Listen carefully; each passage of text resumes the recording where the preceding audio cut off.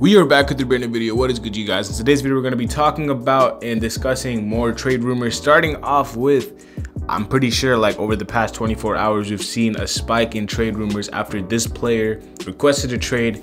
Kyrie Irving is currently on the market right now because he has requested a trade from the Brooklyn Nets, and he basically indicated to them that if he does not get traded, he will basically just walk in free agency. So the Nets are at a bit of a they're a bit of a disadvantage right now because, you know, Kyrie, they offered him an extension that was not to his liking, and because of that, he just requested a trade and he wants out because he's not getting the money or the financial security as far as like the length of the contract that he wanted, and he requested a trade. And although there aren't like any like preferred teams, everybody knows the Lakers are one of the teams. And then obviously he wanted to come to Miami back in 2017 when he requested a trade then. He still wants to play with Jimmy Butler. That's been very, very clear. There's also been interest shown by the Dallas Mavericks, by the Phoenix Suns. But we're going to be talking about whether the Miami Heat should be trading for Kyrie Irving. Now, Kyrie Irving is a very polarizing player. There's a lot of different opinions about him.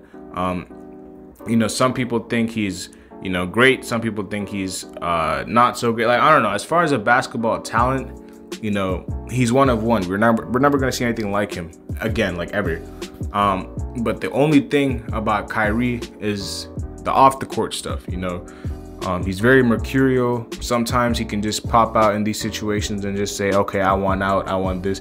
Like 2 weeks ago, nobody would have predicted that Kyrie Irving was going to request a trade. But now we're sitting here talking about it right now because he is just very, very unpredictable. You know, you can't really predict what his mood is going to be like.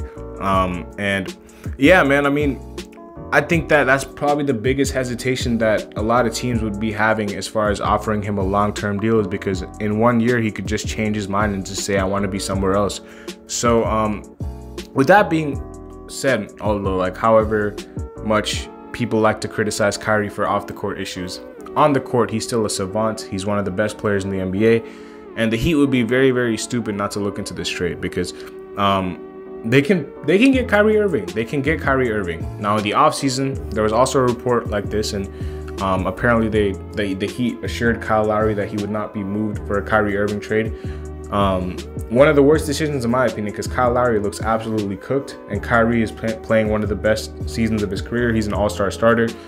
To me, it's a no-brainer. If you have an opportunity to trade for this guy, you trade for him. I don't really care if it's only for 30 games. You know, a trio of Kyrie, Jimmy, Bam, and Hero, because obviously Hero cannot be in this trade because of the contract stuff.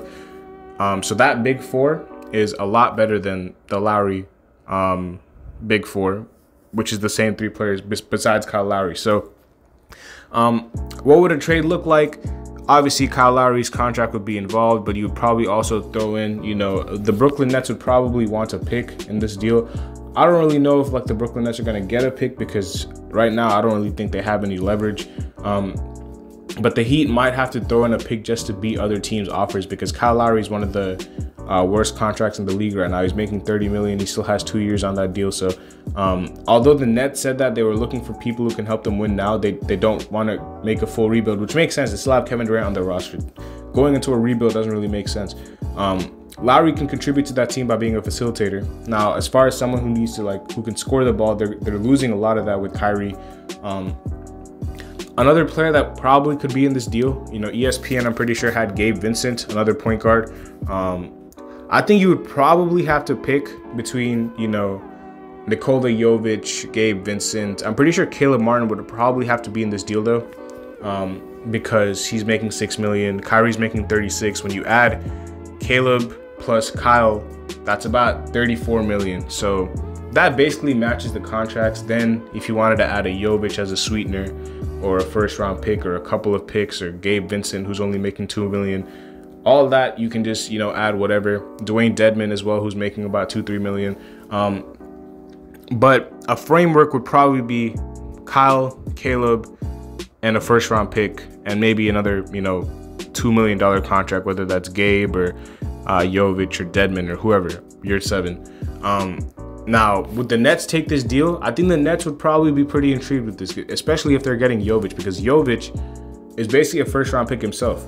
Now, I know a lot of Heat fans don't want to give up Jovic because, you know, we just picked him and he's one of the more exciting players on our team right now because he's very intriguing. But if we can win a championship right now, I think you got to make the trade because I think this trade would make us a championship contender. Right now, we're nowhere near. Like, I mean, we're the 6th seed, which is, I guess, close, but like in reality, we're not contending for a championship, like, unless we make a trade like this. Now, what this does is gives us Kyrie Irving, who's a very, very dynamic scorer who can take the pressure off of Jimmy and Bam. We're losing facilitating in Lowry, but what this allows Jimmy to do is be, you know, a de facto point guard and have Kyrie be a scorer. And in this case, you take the pressure off of Jimmy. He can coast for a little bit until the playoffs. Bam is still going to do his thing. You know, he's still going to be a force. That's not really going to affect him. I know a lot of people think Lowry was like the catalyst for Bam's development. Nah, Bam did that by himself, bro. Lowry might have helped because he's a good playmaker, but Bam's still going to do Bam things. Hero, it's going to affect Hero. It's going to affect Hero because Hero is a guy who's going to need the ball. Kyrie's going to be a lot more ball dominant than Lowry. I mean, we've already seen the dynamic of the starting lineup. Hero works a lot better off the bench. Now, he's not going to come off the bench. He's going to still be starting, but he's going to have to learn how to play off the ball a lot better because he likes to have the ball in his hands a lot, and it's going to be very frustrating just watching him ISO with Kyrie off the ball because Kyrie's a lot better on the ball than Hero. So he's going to be the only one that's going to have to adjust a little bit. I think apart from that, it's going to be a very seamless fit. Now, trading Caleb Martin is going to, you know, produce a hole in your power forward, you know, spot. So I think this is where you go get someone like a Jay Crowder, someone who can just plug and play. Jay Crowder's value is not that high right now. You know, if you can get Kyrie Irving and Jay Crowder and have a starting lineup of Kyrie, Hero, Jimmy, Jay, and Bam, that's a championship starting 5. Now, the bench is a little bit iffy. You still have Depot. Depending on whether you give up Gabe or not, you still have Gabe. Obviously, Caleb Martin will probably be in one of these trades for sure. Strus is still there. You have one of the centers, Dedmon Yurtseven or Orlando Robinson. You're still missing a wing, but that probably could be Highsmith. The bench is not the best, but the starting 5 will win you a lot of games. So I think if you have an opportunity to do this deal, you just go ahead and do it, bro, because Kyrie is a once-in-a-lifetime talent. I know there's question marks about whether he's going to re-sign with the team.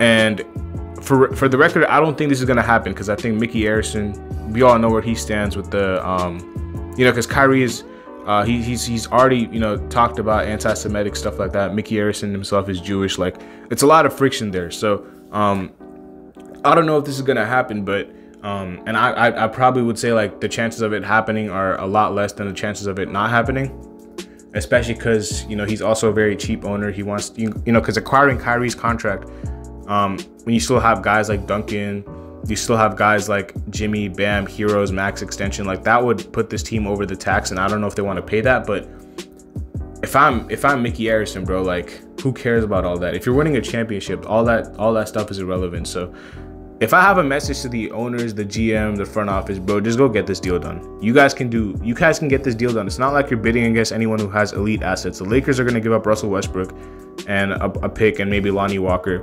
That's probably going to be their offer. You can beat that offer. You can beat that offer.